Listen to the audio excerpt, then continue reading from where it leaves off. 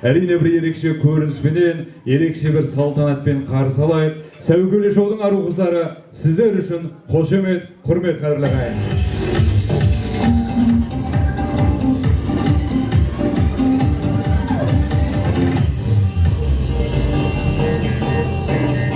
Қошемет, құрметтеріңіз аямай мінекей.